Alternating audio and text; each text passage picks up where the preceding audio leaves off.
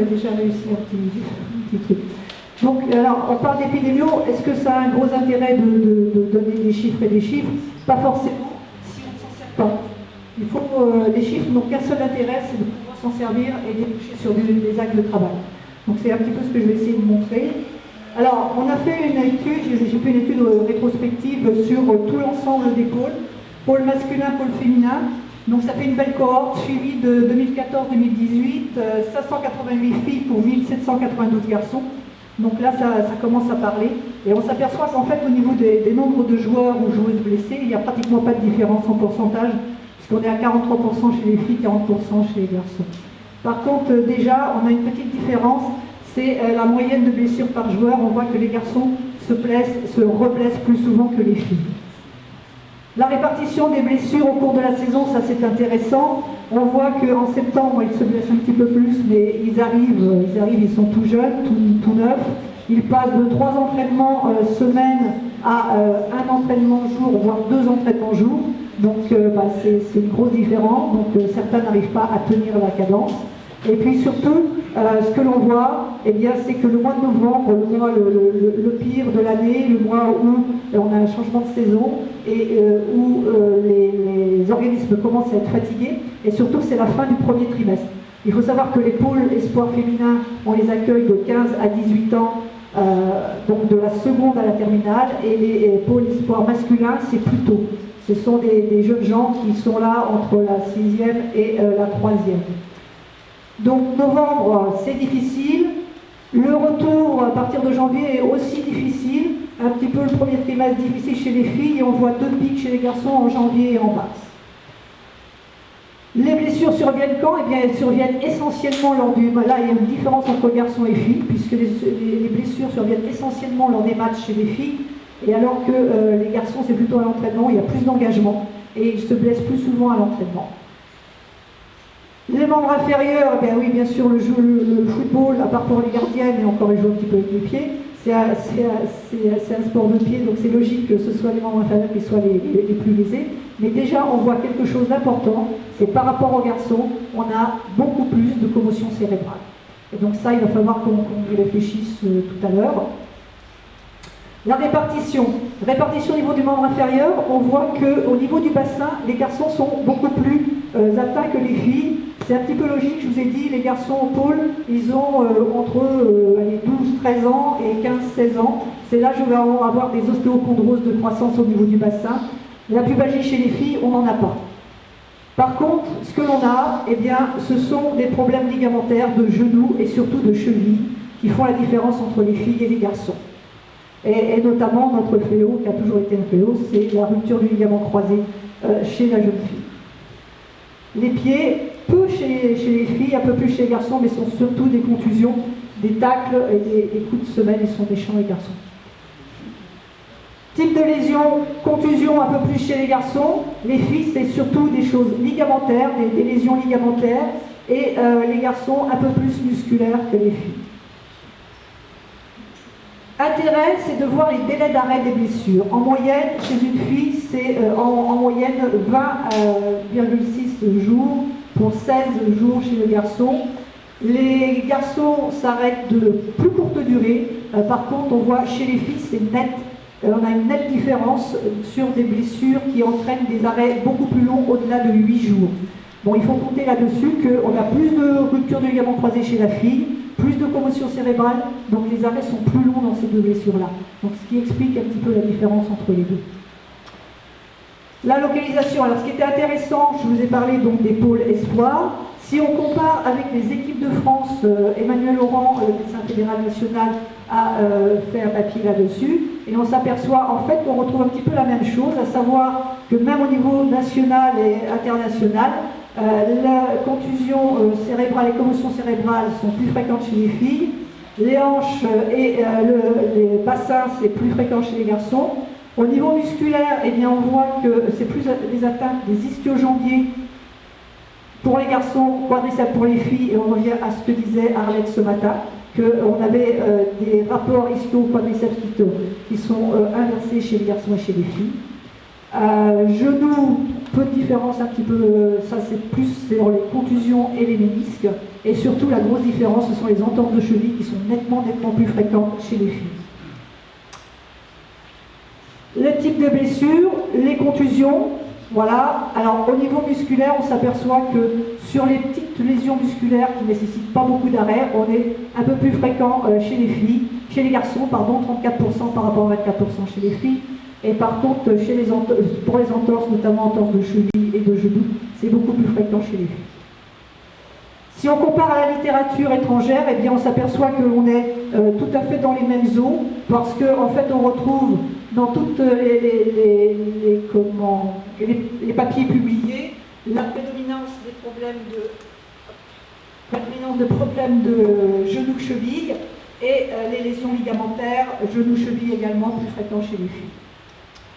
Donc en résumé, ce qu'on peut dire, c'est que les blessures surviennent plus fréquemment lors des matchs pour les filles. Les traumatismes se situent essentiellement au niveau des genoux et des chevilles. Il s'agit le plus souvent de lésions ligamentaires. Les commotions cérébrales sont plus fréquentes et les arrêts sportifs plus longs. Bon, une fois qu'on a dit ça, on peut arrêter le topo. Ça y est, j'ai fait mon boulot, je vais faire l'épidémio. Mais ça sert à quoi? Ça sert à réfléchir. Donc là, on va aller un petit peu plus loin et puis on va essayer de réfléchir sur des axes de travail. Les axes de travail par rapport à la fille, eh bien, là, je vais faire le lien à ce qui a été dit ce matin par Arlette. L'axe de travail, ça va être le problème du cycle hormonal chez la fille. Et alors, c'est vrai qu'il y a des papiers qui n'ont pas mis en évidence qu'il y a vraiment un impact du cycle hormonal sur les performances, mais il y en a un sur les blessures. Et notamment, il y a des papiers qui sont sortis pour dire qu'on avait deux zones qui étaient un peu plus à risque. Une pour les ligamentoplasties, pour les ruptures de ligaments croisés, et surtout en phase lutéale, si on a une jeune fille qui a une commotion cérébrale en phase lutéale, eh bien les Canadiens ont démontré que la récupération allait beaucoup plus longue. Donc par rapport à une jeune fille qui aurait sa commotion en phase folliculaire.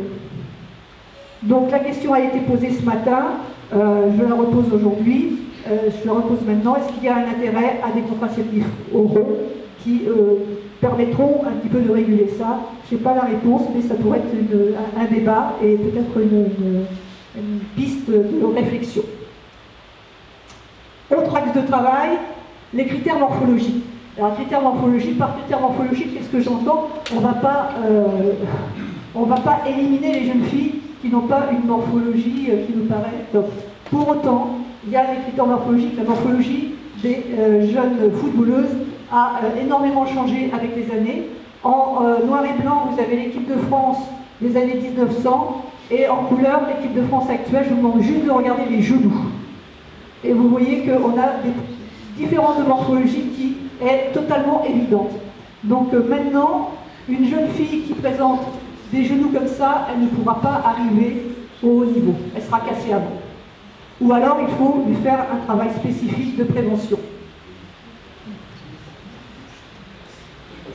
Parmi les critères morphologiques, et là encore, Arlette en a parlé ce matin, le problème, c'est la masse grasse. La masse grasse, voilà, ça c'est, alors c'était il y a quelques années, parce que je pense qu'actuellement, les filles qui jouent actuellement au foot, elles ne sont plus à 20% de masse grasse. Elles sont plus proches de 18, 16% que 20%. Donc ça baisse, ça baisse. Messieurs, regardez, on a une différence de 20% de poids, 8% de taille, 81% de masse grasse. Ça équivaut, si on prend, on va dire 8% de plus, c'est quelqu'un, on ferait courir un footballeur de 80 kg, on lui mettrait une enveloppe autour de lui pour qu'il court de 8,5 kg à peu près. Est-ce que vous pensez qu'il sera aussi performant qu'il est? C'est ça. Nous, notre problème, il est là. C'est qu'on a un poids mort qu'il faut gérer. Ce poids mort, il va nous handicaper pour faire du sport, et ça, on l'a bien vu ce matin avec Arlette. Mais par contre, ce poids mort, il va nous aider aussi à avoir des enfants, ce qui ne sont même pas négligeable non plus. Et ce qu'il faut voir, et ce qui a été dit ce matin, c'est qu'en fait, je vous l'ai dit tout à l'heure, c'est que cette masse grasse, elle est importante. Elle est importante en sachant qu'il y avait une étude américaine sur les recrues soldats qui montrait, femmes, qui montrait qu'à partir de 20%, il y avait des troubles du règne, et quand on était en deçà de 18%, voire 17%, eh bien on avait des gros risques de fracture de fatigue. Autre axe de travail, et là je pense que c'est là où il va falloir aller, c'est la préparation physique. La préparation physique, là j'ai noté, c'est cette Coupe du Monde-ci. France-Corée, France-Norvège, France-Nigéria, France-Brésil, j'ai pas noté France-USA hier. Regardez les kilomètres parcourus, en moyenne 103, sauf France-Nigéria qui a eu lieu à Rennes, où tout le monde, c'est des gens qui ont eu le bonheur de le regarder, se sont aperçus que c'était quand même pas top. Donc on va le mettre de côté, mais en moyenne c'est plus de 100 km parcourus par l'équipe, en sachant que la gardienne elle fait pas beaucoup de kilomètres et que les arrières centrales non plus. Donc vous imaginez, la moyenne, et c'est ce que tu disais Arlette, la moyenne actuelle d'une jeune fille c'est 10 km dans le match. 10 km avec des variations d'intensité et des variations d'intensité qui peuvent aller jusqu'à 25-28 km/h. Donc ça c'est extrêmement important et c'est surtout la répétition de ces intensités. 103 les Françaises et 105 les Américaines. Ah. Donc voilà, oui. Donc, mais par contre, voilà, les Américaines elles sont restées sur leur pareil parce que USA-Espagne, elles ont fait 105 km et USA-France hier, qui nous dit 105 km aussi. Donc vous voyez, elles sont linéaires, elles sont capables de renouveler les efforts et dans le bon sens du terme. Donc ça veut dire quoi? Ça veut dire que pour nous les médecins de terrain, il va falloir aussi qu'on intègre cette donnée-là. Parce qu'on ne peut pas demander à une jeune fille qui n'a pas les qualités physiques, qui n'a pas le proportionnel physique, de faire ça. Sinon, elle va se casser. Donc si on veut anticiper ça, il va falloir faire du travail de préparation physique. Et là, on va voir avec Julien tout à l'heure, là je vais passer la perche pour le prochain topo. Julien va nous expliquer ce qu'il peut faire pour améliorer tout ça. La technique. S'il y a le physique, il y a la technique. C'est vraiment les deux grandes bases, les deux grands pieds pour avoir une sportive de haut niveau, pour avoir une bonne footballeuse. Alors la technique, j'espère que ça va marcher. Je vais vous montrer hop là, je vais vous montrer une vidéo, si elle veut bien marcher. Elle ne va pas marcher. Attends.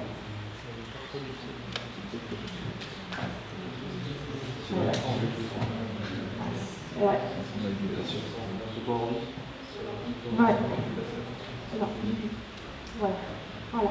Et tu m'arrêtes de compliquer. Voilà. Je vais juste vous montrer deux phases de cette vidéo. Top. Voilà. Vous avez vu cette joueuse? Celle qui est le cul par terre là. Tu reviens un tout petit peu en arrière et je vous demande de regarder ses genoux. Regardez. Ouais, voilà. Voilà. Tu avances tout doucement. Regardez comment elle est. Elle est déjà en balbus. Elle avance. Regardez. Tap, tap, tap. Elle est là complètement en arrière et hop, paf. Je tombe. Ça veut dire quoi? Ça veut dire qu'on ne peut pas avoir une bonne technique si on n'a pas de physique. Un résultat. Tu continues la vidéo et à contrario, regardez cette joueuse. Lentement, pap, pap, pap, regardez ce qu'elle va faire. C'est extraordinaire. Ouais, regarde ce qu'elle fait. Elle arrive, voilà, vas-y, tout doucement, tac, tac, regardez, pap, et hop, et elle repart. Vous avez vu, elle va en arrière. Le frein excentrique au niveau des ischio-jambiers qu'elle a pour pouvoir faire ça, et la force dans le quadriceps qu'elle a pour pouvoir redémarrer en avant. Et c'est pas uniquement au niveau des cuisses, c'est aussi le gainage au niveau du bassin et au niveau des abdos. Parce que pour pouvoir faire ce geste technique-là, si vous n'êtes pas physique, vous n'y arrivez pas. Vous tombez, vous glissez, mais vous n'arrivez pas à lancer votre ballon au bon endroit.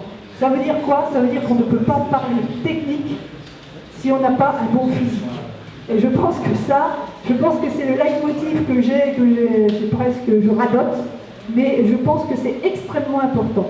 C'est les fondations de la maison, c'est le physique. Après, bon, une jeune fille qui est très technique, c'est vraiment un gros plus. Mais vous avez des bourrins. Si on regarde Japon-Hollande, j'ai décrit le match comme la plume et le râteau. Et à la fin, c'est le râteau qui a gagné. Parce que les Japonaises étaient particulièrement techniques, elles caressaient le ballon. Les Hollandaises étaient beaucoup plus physiques.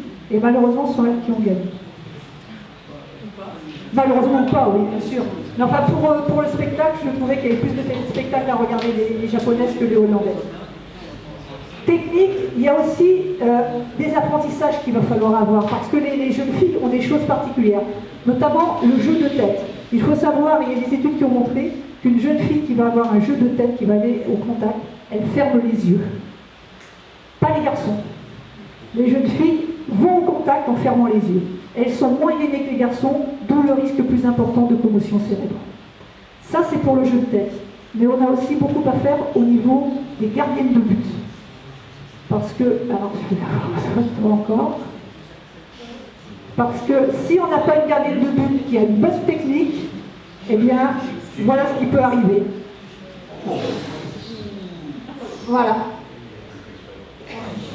Manque de technique. Manque de technique. D'où l'importance, le physique et la technique.